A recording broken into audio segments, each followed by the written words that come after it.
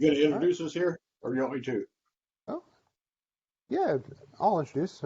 So we got Rich Bersett and Cary Mathews, the elders of Metro East Christian Fellowship. We're going to do some discussion tonight on the first couple chapters of Deuteronomy. We start a new year. We're starting a church reading in the book of Deuteronomy, and it's one that is not necessarily studied on a regular basis by lesser Christians, so it'd be a good opportunity for us to kind of do a little more deep dive into what this book has to say for Christians today. So, anything to add See to the that? value in see the value in reading the book. We're just taking one chapter at a time, and then from that chapter, then I choose some things to write about and Yep, to encourage the saints, and it's always different. that's right. So, why don't you start us off with kind of the summary of what's going on in the first, I guess, 4 or 5 chapters that we've covered so far in the readings, and Okay. then we'll. I have a couple questions I've got prepared, but then we kind of see where the conversation leads.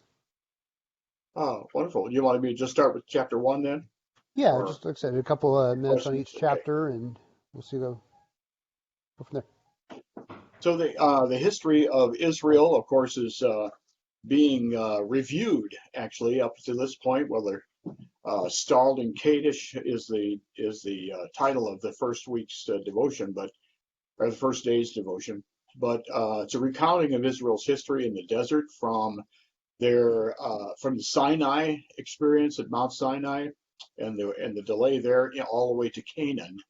And this is Moses looking back, giving the recount, presumably about the time they're ready to enter into Canaan. And mostly it's a history of failure. So where the Israelites have come short of God's will, but the beautiful thing is that God has always remained faithful and has helped them through the difficulties, despite their failure and disappointment. So they're 11 months after Sinai. They arrived in Kadesh Barnea. That's where their biggest, most momentous fall occurred, when they were told to go into Canaan and take the land, and they chickened out, basically. And this is Moses recounting that, and I can imagine as he's writing this or having it written for him, as he dictates or whatever the arrangements were, we don't know, that he was maybe a little sad, maybe a little angry as he reflected on this, because well, I mean, one thing is he already knows he's not going into Canaan because of his disobedience. And now he's reflecting on the disobedience of the people who saw that the folks in Canaan were a lot stronger, a lot taller, and more equipped for war than they felt they were. So they didn't trust God. They trust what they saw. And Moses basically historically excoriates them for that. So, any question in that area, Cary, to address?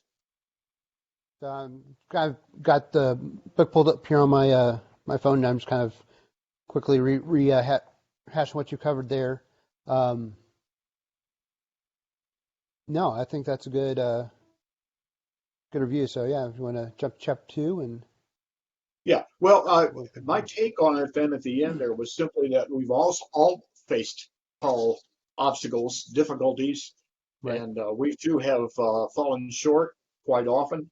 And the thing that we need to understand is it isn't the hugeness of the challenge, it isn't the bigness of the enemy. It is a matter of our faith in God, who is bigger than everything. And as we fail, His mercy still prevails, thank God, and we move on. So, Right. then going to chapter 2, Moses is again recalling everything. He said that it was time for the Israelites. He was reviewing the occasion when it was time for the Israelites to go on into from Kadesh into Canaan, and since they didn't, they're going to be disciplined by the Lord. Primarily, of course, that was his judgment on them to that all of that generation, the fighting men of that generation, would not enter into Canaan. And that was basically was a punishment for the nation and the rest of her history. It was a discipline, and that's a key distinction, I think. And Moses would be the last of the non-trusters to not enter Canaan. And we might think it a little unfair, but that's the way God operated, and He is God, and the people weren't God. So victory through obedience is what we're called to. Trust in the first chapter, maybe, and second chapter, maybe obedience. Right. Any observations, Cary? Yeah, so as I was reading through it, I noticed that as God calls them to kind of leave the mountain and I guess go back into the wilderness, or go back into Canaan, that they were told not to attack the sons of Esau because they were relatives of them, and the people, the sons of Israel, weren't to attack the sons of Esau, and so there's still that familial relationship that was to be acknowledged and honored in that passing. Yeah, that's very interesting. And there was one other case, I don't recall which it is, that where there were some people somewhat distantly related to the Israelites that they were not to bother, frankly. Right. Yeah, the directions were that you should buy food from them with the money that you can eat and purchase water that you can drink, but other than that, don't have any conflict or other dealings with them. So bottom line, they ended up really blessing the descendants of Esau with the commerce, Right. if nothing else. And yeah. That kind of calls back to their forefathers when Esau was pursuing Jacob, and Jacob sent in the gifts over time to Esau to kind of appease him and say, hey, I messed up back when we were younger and stupider, and now that I've learned my lesson, here's some gifts to kind of make sure that we're on good graces here. And so that pattern has seemed to kind of follow through to their descendants, that the sons of Israel now kind of providing these gifts to the sons of Esau. Yeah, it's kind of nice to see that too, with all the warfare and the animosity going on among the nations around them. Right. But yeah, that's interesting insight. I appreciate that. Yeah, and another thing, I don't know if it's this one or chapter 3, that the recognition that it was 40 years in the desert that the Israelites were wandering around in an attempt to, waiting for all those who had not trusted God to die and for the new generation to come into Israel. And that number 40 kind of as you read the Bible, appears quite a bit in real distinctive time periods. Like Noah's Ark was in the rain for 40 days and 40 nights, and Jesus was in the desert for 40 days, and the Israelites 40 years. And so I was wondering, do you have any insight into that pattern that shows up kind of throughout the Bible, as what's the significance of that number 40 in terms of how people encountered that? I don't really, but the only thing I've ever heard was that the perfect number being 7, it's almost half or a little better than half of 7. And that might be symbolic, but I think that we may not need to place any more meaning on it other than the fact that it was repeated. So that prophetically, the 40 in the Old Covenant reappeared in the 40 days Jesus' temptation, for example, in the New Testament, as prophetic. And so when he did that, all of the Israelites think, aha, this is more than just a man tempted. This has something to do with us. Kind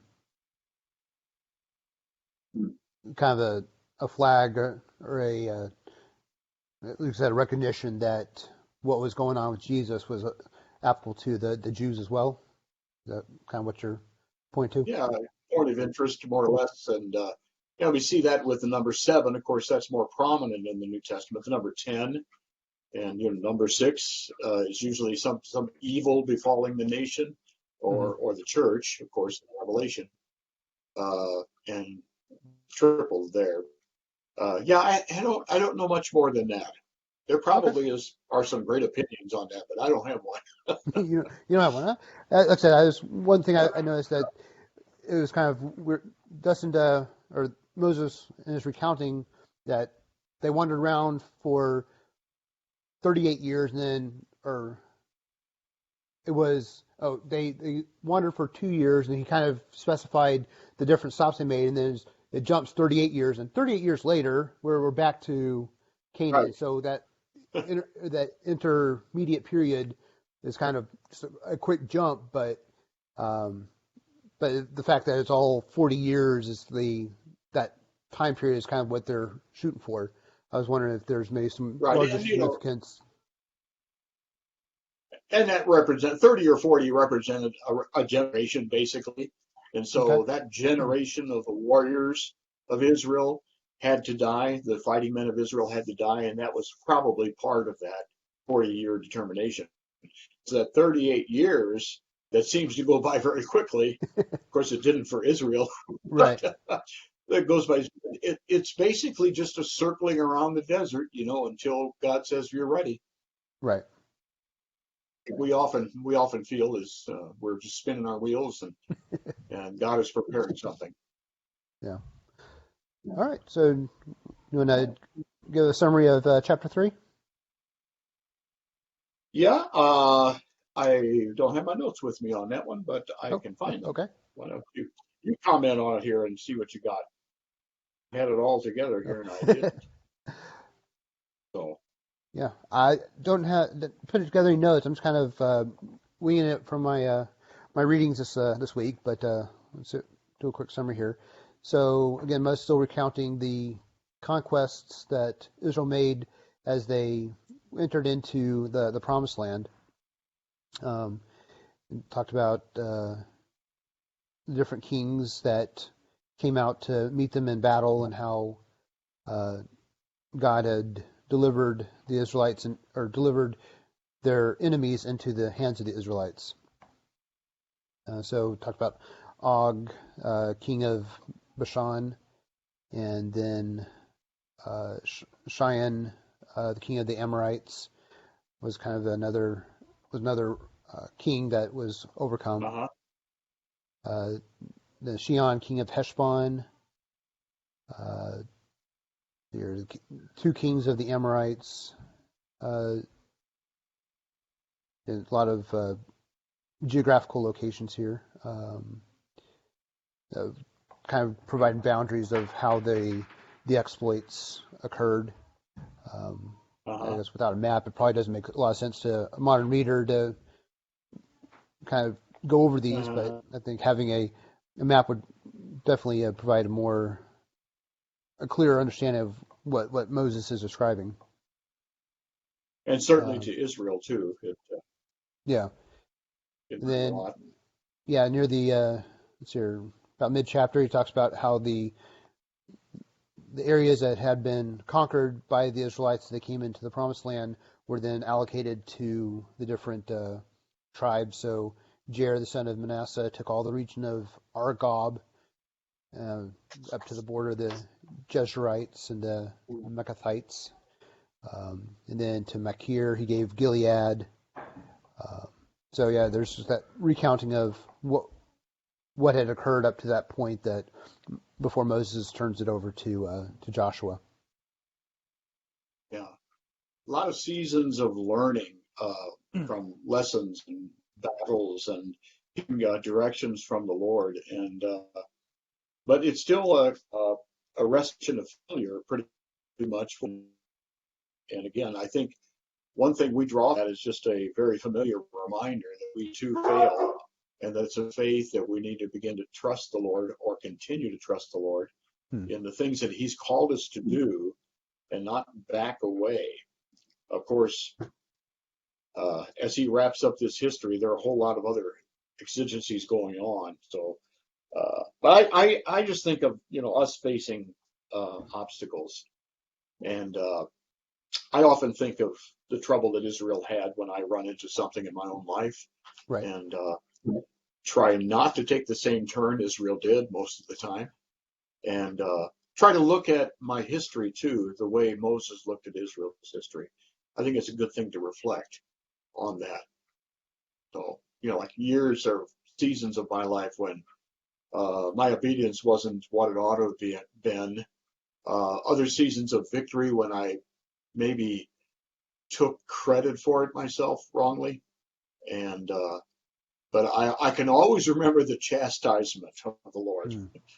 I can remember learning lessons, and most of them stick. I hope to think. Yeah, the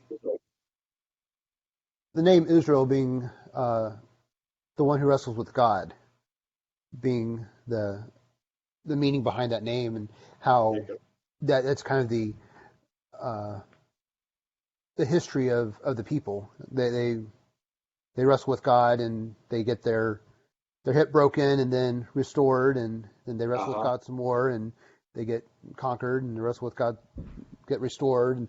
And that name is kind of foreshadowing of their lived example. Yeah, and I love bringing up Jacob. That's a beautiful story because he continued to limp Right. as a reminder of both his covenant with the Lord and his failure before the Lord. So yeah, I wonder if some of the things in our own lives that bother us or continue to haunt us aren't experiences like that to remind us of our encounters with the Lord. Right. And Just a thought. yeah, but it seemed like I want to say the times of struggle like that where Jacob wrestled with God and where his name was changed. He said, "You're no going to be called Jacob. You now be called Israel." Um, there was. It seems like there's. I want to say there's other examples in the Bible, but I can't think of any right now where there's periods of time or events that people's names are changed. I guess Abram to Abraham, Sarai to Sarah. These are, I guess, ways that they were able to signify an important event in their life had caused them to be Yes. changed. And so they Yeah. took on that new name as a reminder and as almost a public declaration of that event, whatever that event was that said, I'm no longer that person, I'm now this new person. Yeah, maybe And, even more of a mnemonic device than a limp, right. because it's always with you. Well, the limp was too, but to have your name changed. I mean, you think of Ichabod, I think of Lo-Ami, not my Mm, people. right. These are very important. Yeah, it's a good point. And you talk about being able to look back on your life and kind of see those times when you've been chastised or been brought up.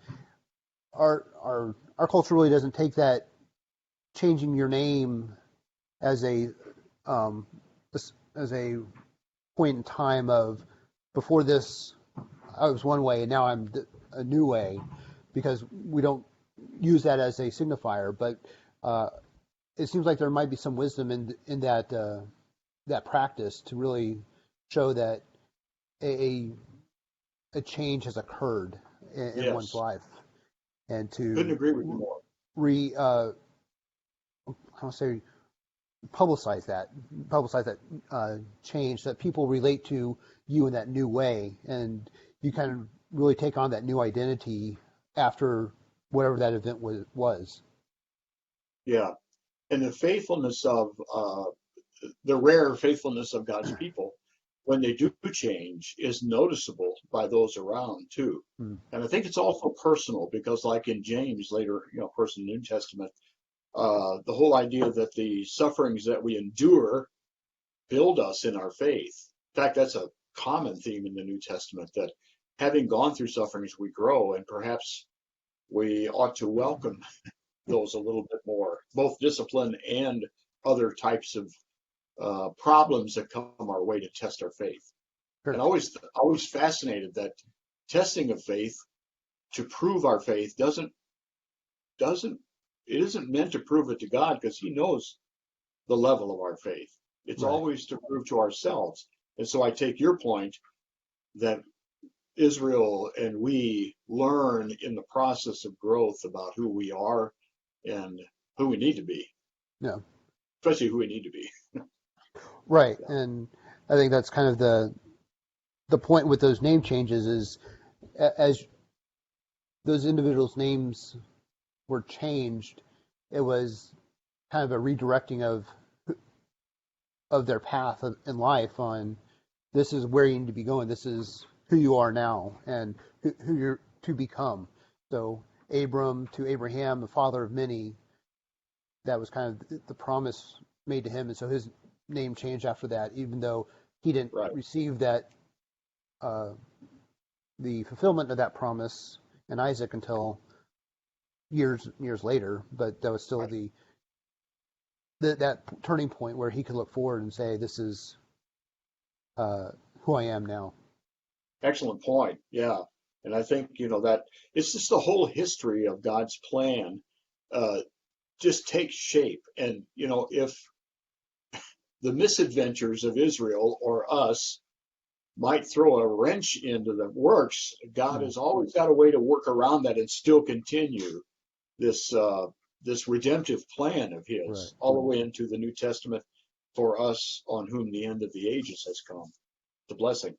Yeah. To look back and say, God's at work in all of this with both mercy and grace. That's an interesting point, and kind of changing the topic a little bit. I just saw in chapter 3, God has called the Israelites to destroy the people as that they were encountering. The word utterly destroying the men, the women, the children of every city. And as Christians, we have this one concept of God of being merciful and kind and loving, because we see his sacrifice of Jesus and we accept that as Christians. But as we read these narratives in the Old Testament, that we don't necessarily see that lovingness and kindness and the directions given to the Israelites as they came into the promised land. So what do you think about that, and how are Christians supposed to kind of respond to criticisms of our religion, our relationship with a God that would advocate for a total destruction of a people? Yeah, I for one don't want to claim Israel as part of my history as a Christian, but and actually, the question comes up: do I really want to claim God's work in this? Because he's directing men, women, and children to be killed, and I do it, as you know.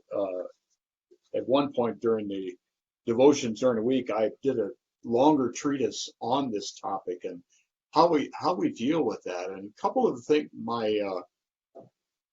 I'm not sure if I'm getting at what you wanted, but I'm just thinking that we need to understand that God knows what he's doing. And if it seems inconsistent with what we think we're being taught today, that's okay. He is, after all, God.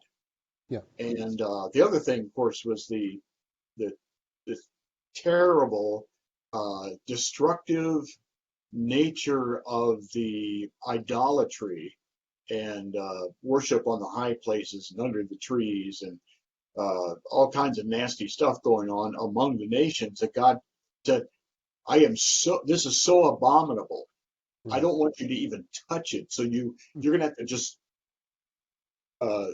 strafe the land of all this evil.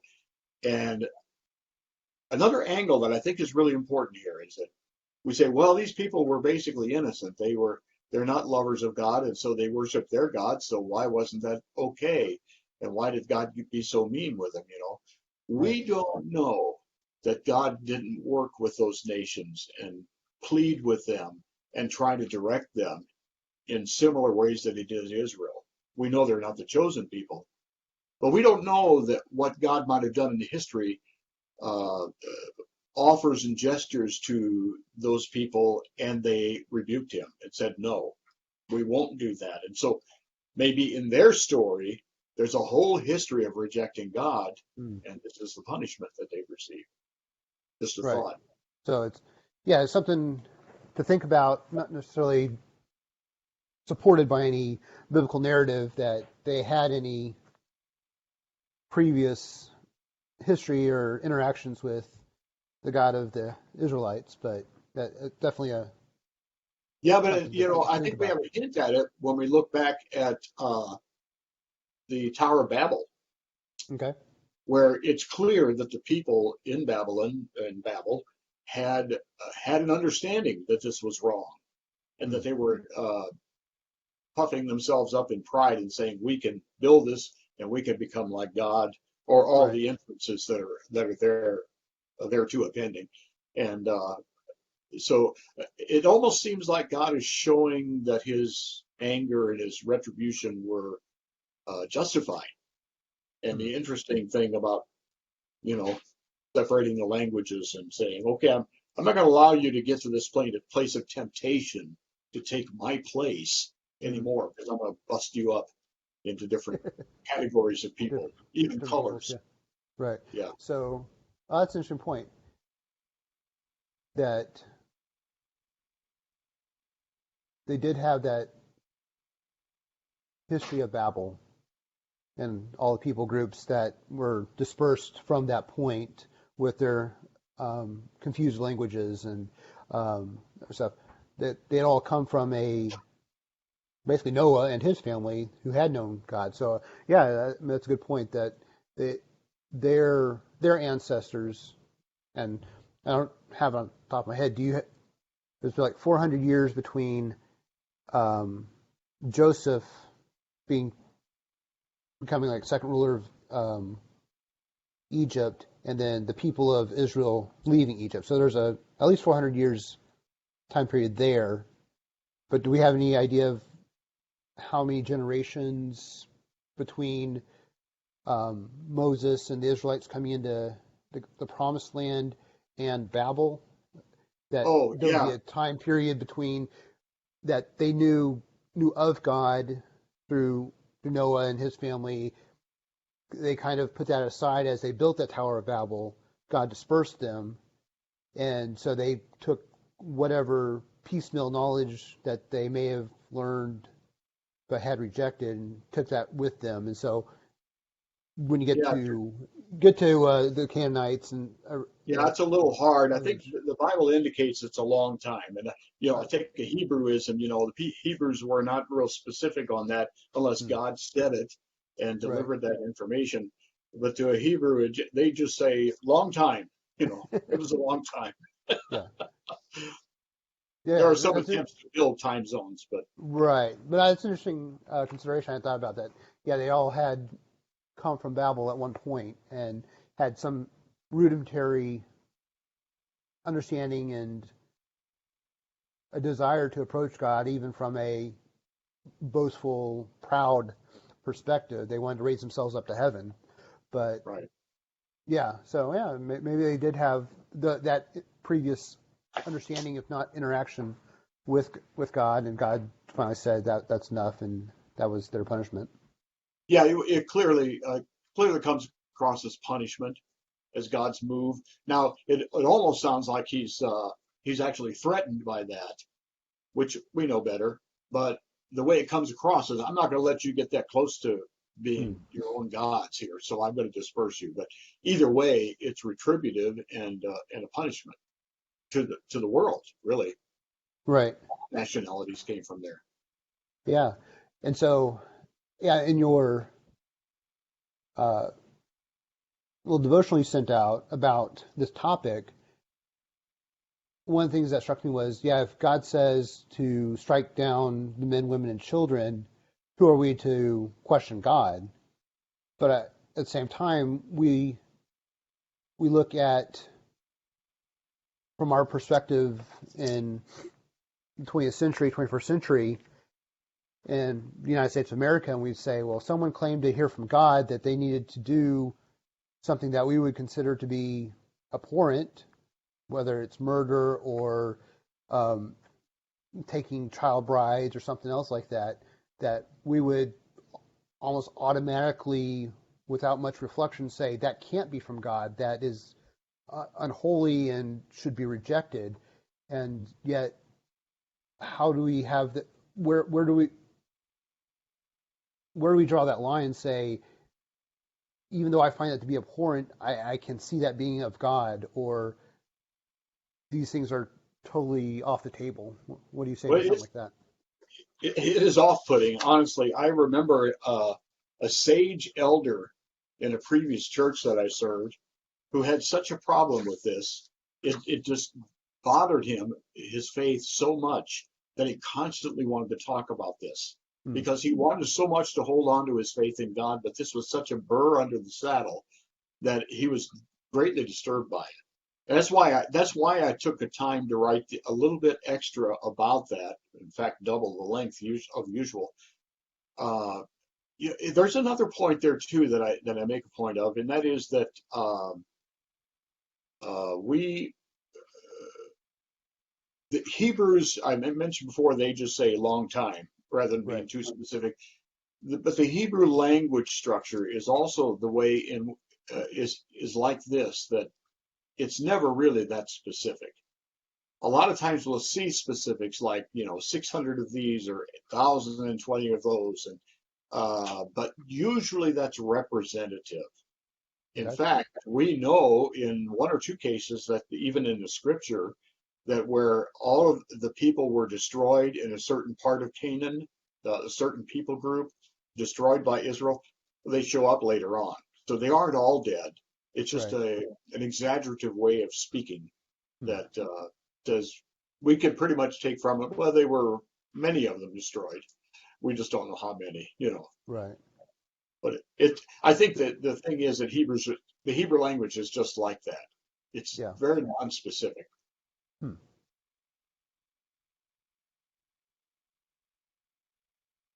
So that offers a lot of wiggle room for interpretation and understanding of what was actually being communicated by Moses to the Israelites. And when we read that with a modern perspective, and we want to put on a lot of specificity and say, well, he wrote this and he meant what he wrote, and it sounds like we're kind of getting away from what we want to call a literal interpretation of the Bible and say, well, yeah, it's just kind of Yeah, up in the air and stuff, and right. I could see that being a lot of either cause a lot of confusions or a lot of other Yes. questions about, well, what else are we kind of wishy-washy on, and as Hmm. far as specificities that are mentioned in the Bible, and where do we Hmm. draw a line in saying this is up in the air generalities, or this is a specific intentional um, literal physical meaning of what's written? How would you It can be discern off-putting. those? It can be off-putting. But we mentioned, the 40s and the sevens and the tens and the sixes. Right. Those are pretty specific, and they always deal in at least a general way with evil or unrighteousness or godliness or whatever it points to. But yeah, it's a little off-putting because, well, number one, we're Western-minded Right. and we're awfully specific. And I think the New Testament, as we get into the New Testament era, things become more specific. And so but we always need to remember that the Hebrew mindset, the way of communicating, was that way. And that's part of it, not all of it. Mm, sure. Yeah. Yeah. I guess definitely can hear other Christians kind of starting to question some of the Yeah. other things that they would read in the Old Testament and say, well, this seems pretty specific. But again, we're coming at it with pretty much a modernistic, scientific things are X, Y, and Z, and think of the scientific method and all that baggage that we bring to our reading with it. And it's kind of hard to kind of step back and say, well, what's being communicated wasn't necessarily what we consider to be a historically accurate or historically specific representation of what actually happened. It's more of this is a broad brushstrokes of events that, again, as you were saying, we were recollecting what the Israelites did as they came into the Promised Land, and the intention, maybe there's some intentionality there. They were intended to do this clearing of the land with all the peoples that God said, we need you to take them out. Maybe that didn't actually happen as thoroughly as it's described, but there's that intentionality that is being communicated in this retelling. Yeah, and that bothers people a lot because, well, I want to, the word says it, Right. when you come to places where later on some of those people are still extant in Israel's Canaan, you got to Mm-hmm. say, well, where'd they come from? So that's why we look back and see that. I'm not trying to be dogmatic about that. I'm just simply saying we got to be open to that possibility of more generalized comment in Right. some places. In fact, we know that the I can't think of an example right now, but the number of years, for example, that's spoken is not always exact, but it's Mm. around it. That's why I think they always talk. We see a lot of 30 to 40 years as a generation, and so when Sure. 30 or 40 comes up, we know it's a generation. And Right. who needs to get specific with ancient history like that? But it does not take away from the flow of redemptive history that God has going. It just, Mm. and frankly, since the Hebrew people think that way, that's just the way they are or were, and God accommodated that and spoke to them in that way. Had Moses speak to them that way, so he's Right. counting it just the way that he would. Yeah. So It's good. And not to belabor the point, but I think this is a good conversation to have to show that the a strict, I want to say, literal reading of the Bible isn't necessarily the most effective way to read it, and we can't just say, well, that's what the Bible says, I'm going to stick with that. There's additional interpretation and understanding of kind of cultural and literary aspects that need to be discussed and understood as you read the text to kind of get past your own modern day baggage, as I called it before, yeah, to really get a good understanding of what's being taught or being written down. That we're not trying to say this is what we would consider a history or a biography, that in the ways that we would read a biography today, with a lot but at of the same time, we would say when there is, footnotes or something.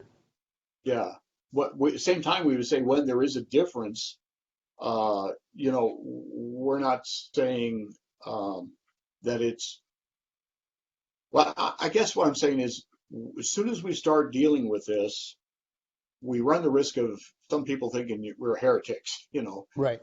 and uh, so you gotta be careful with that, and that has to be pretty well studied. And I thank God for scholars who have dug this up and dealt with it. And I mean, I know some are fringy on the left and fringy on the right, but the predominance of good scholarly study has come down pretty carefully here.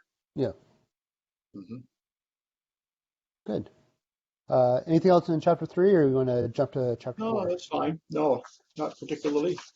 Uh, Chapter 4, I think I might have run ahead with my thoughts a little bit, but Sure. uh, victory through obedience is the topic there.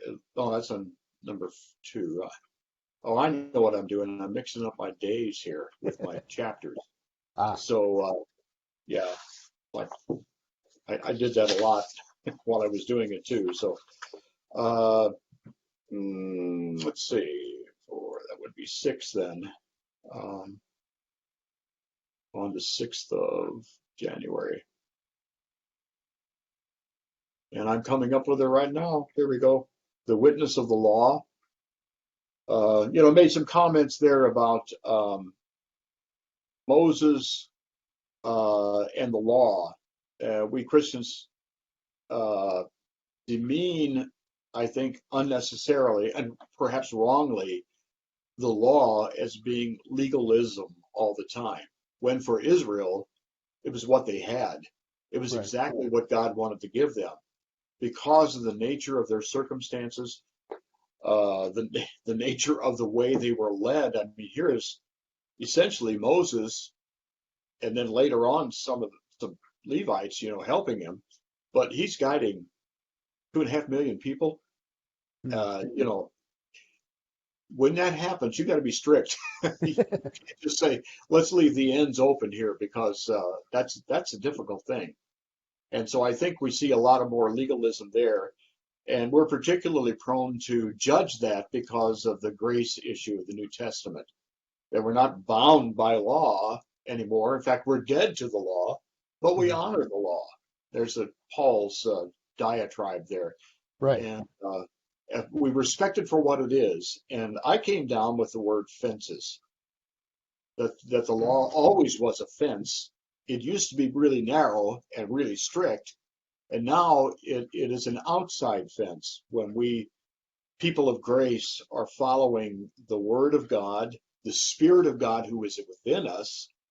We don't need strict boundaries on the outside. Mm. But I always say the people who follow grace and say poo-poo to the law eventually are going to get off course, and then they have to bump into a fence to bring it back. And so Right. I say for the Christian, the law in its broadest sense is an outside perimeter, but we live our lives by the Spirit. And when we follow the Spirit, we don't break any laws. We don't even Right. brush against the fence, but we don't always do well. But we need it to bounce back in. Sure. Yeah. That's a good image to keep in mind as we try to balance the grace and legal aspect of the law as given to Moses. Hmm. Yeah.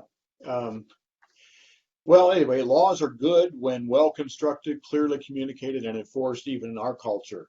They bear witness to a sane and perspicacious culture so that we can live and survive. Mm. But far greater is the principle of grace, that people who have been delivered by the hand of God, even Israel was, clearly, that we are thankful to him for his grace and therefore obey, rather Mm. than being told, obey the law and you'll know my grace. We know his grace and we therefore obey the law Right. naturally without having to have rules all the time. So I don't know, kind of a broad spectrum there. Yeah, I think it's good. Yeah, you in your um, devotional you talked about how the people that have a law and follow it, the surrounding nations will see that and honor them for their wisdom and their well, I can't remember the terminology used, but there was a acknowledgement that people that have laws and follow them and are accountable to them are an example to other people, Right. and that that's kind of called out in Deuteronomy here, Yes. that Moses is encouraging the Israelites to keep the law that has been given to them to show that they are a wise people. Well, yeah, and then with that wisdom and the justice and the righteousness in their system, they're a reflection of godliness and order Hmm. to the nations, who presumably respect that and say, wow, wish we had that. Well, the same thing is true with the Christian church. With the people of God, we live lives that are frankly enviable when we're at our best. Right. And so we become, as Jesus said, a light to the world.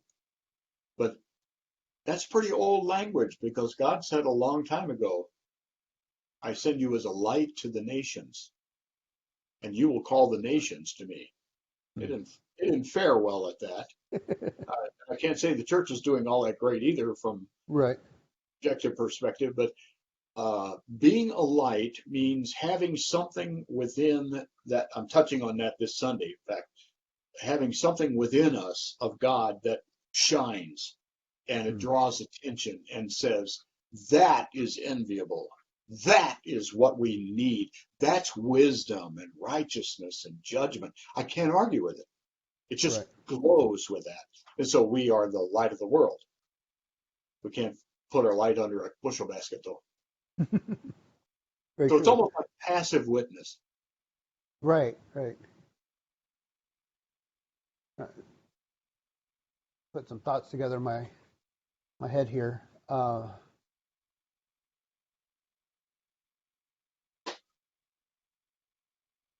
the image of the law as a fence that people would use to demarcate boundaries of appropriate behavior, and Yes. as would be how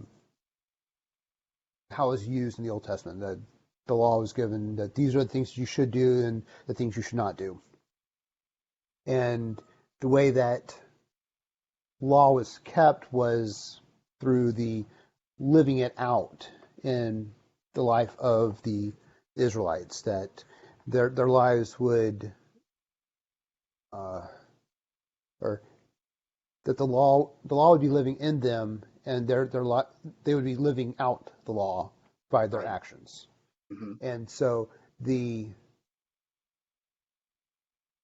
transition from the law living in us or in the people to the Spirit living in us, and the law kind of, as you said, being a kind of an outer fence where when you leave the Spirit, then you kind of bump up against the law versus the laws that the. That simply Go ahead. reminds you you're out of the Spirit at this point because you Right. ran into the wall. So when we find Right. ourselves going against God's law, we know we're not following the Spirit. Right. So the parallels there, that as the Israelites lived out the law in their own lives by following it, doing what was said, this is what you should do, not doing things, that people would look in, as Mo was saying, they'll look in at your behaviors, at the way you're living this out, and say you're wise and understanding people. This great nation is a wise, understanding people because of how they are living that law out.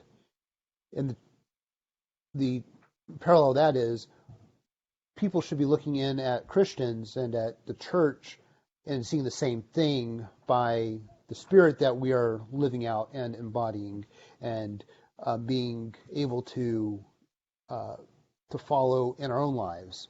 So And, true. and when people are looking at us and seeing us, but they're not saying that, they aren't saying that that's a wise and understanding people, are we really living out the Spirit in the way that the people that lived out the law were doing the same thing? I don't know if that makes sense, but I'm trying to Yeah, I think that make comes. some parallels there. But I'd also say that there's some responsibility for those looking in on the church or in on Israel. Okay. That the failure is on their side mostly because they're the ones who are refusing to listen to God or to godly principles. Now, I'll back up a step and say that all men are created in the image of God. To the degree that we have eroded that image by consistent behaviors that send us deeper and deeper into trouble with Him, to that degree we don't listen anymore. However, the root is there, that the image of God, the capacity to understand order like the creation, to understand justice like the law, and righteousness like we all crave, but rarely admit, they see that. And so Right. let me read this snippet. Sure. Not only does Moses say that orderly, well-governed, and wise authorities claimed project a great nation, a wise and understanding people. That's a quote from Moses. But he sets forth another dynamic principle, one in keeping with the great Shema of Israel, which we'll bring up in chapter 6. Hear, O Israel, the Lord your God is one. Love the Lord your God with all your heart, soul, and your strength. These commandments I give you today are to be on your hearts. Then he says, impress them on your children. What he's doing is building a culture of righteousness that will shine to the Gentiles. Hmm. So somebody to look at as a model of what godliness is, Sure. even though an imperfect one. So mulling over those parallels there, I think there's something to be gleaned from that we need to evaluate our own lives and say, are people seeing wisdom and justice and understanding being lived out in our own life, that they can make that comparison becomes obvious when people who don't have that look into the church and they can see there is a distinct difference between how they're not living and how the church is, and that becomes that attractor that Christians want to be. Yes, it is. Even to the bitterest of enemies of God.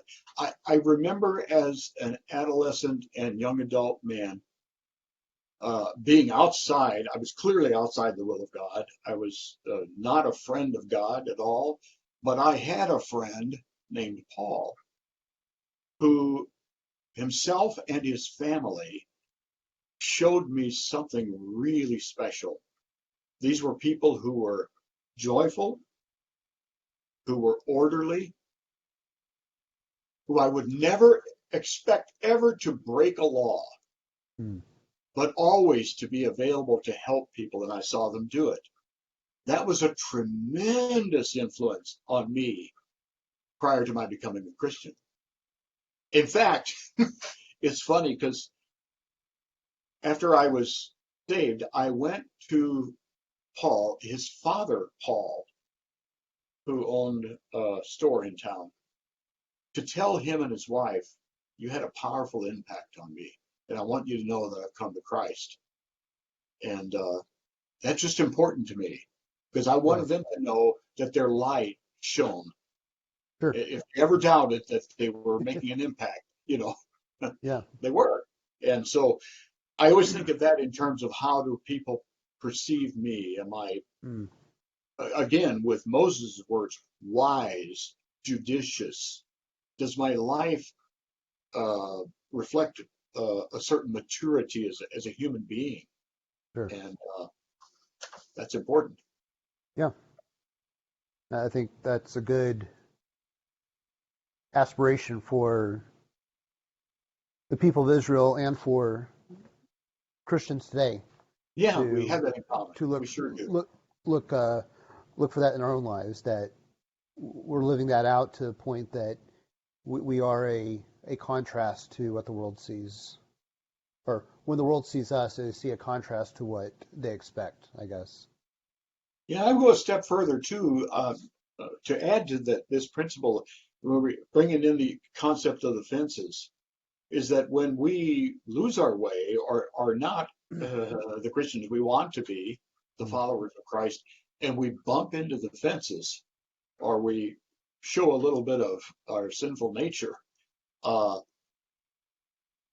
and repent, the world looks in on that and says, when we say to people who are not godly, and I blew it, I did not do what I know I need to do, what God wanted me to do. And I've just got to say, I'm sorry. And I'm sorry I did that. I'm sorry you saw that. I want you to know, as well as God, I'm changing my way. Boom, that's more light.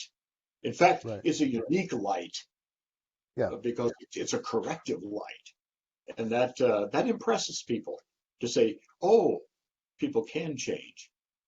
And oh, Christians aren't perfect yet. Right.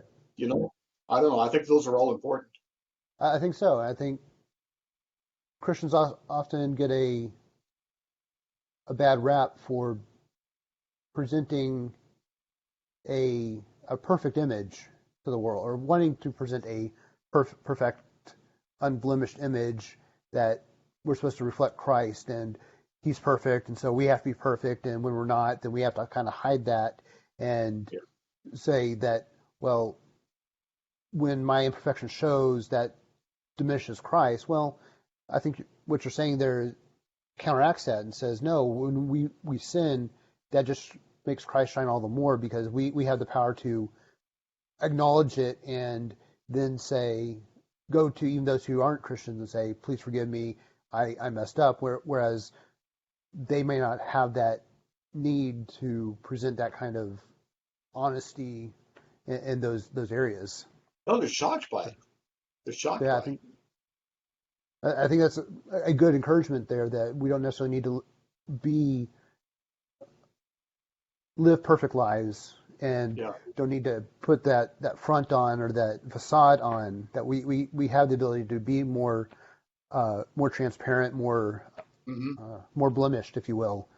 Not as a license for blemish. Right. But, acknowledging those shortcomings with the intention that we aren't, not having a license to sin, not having a license to live in those blemishes, live in those shortcomings, but that we are working to be more like Jesus, becoming more like His perfect image, with the understanding that we're not. We'll continue to fall short of that, but we'll need to, I guess, draw the distinction between who we are as imperfect people and who we're striving to be like, which is Jesus. Well, the added benefit there is we're showing people we're not perfect, and they need to know that not only are we not perfect, which they knew anyway, but we're willing to admit that. And I think that's a special kind of light. It's a lesser light, but it's a light. Yeah. I ran across this writing on the quote from G.K. Chesterton. I think is really good, especially as we talk about fences. He writes, let us say, for the sake of simplicity, there's a fence or a gate erected across the road. The more modern type of reformer goes gaily up to it and says, I don't see the use of this. Let's clear it away.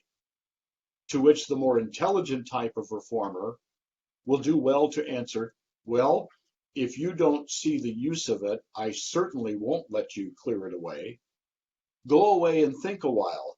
When you can come back and tell me that you do see the use of that fence, then you can take it down. Fascinating. Yes. It's a beautiful thought. The moral is so clear that you never remove a fence until you know what it stood for. And then, in a sense, even if you take it down, it's still there. Right. I love that. Love that thought. That's good reading there. Okay. Well, we're coming up on about 45 minutes here. Do we want to try to get to chapter 5, or save that for next time? Well, I kind of covered it, at least my devotional aspect on it. But maybe we can kind of segue from 5 into next week's material the next time we do this. Sounds good. Sounds good to me too. All right. Well, it's been a good discussion, Rich, and I look forward to doing next time. Yeah.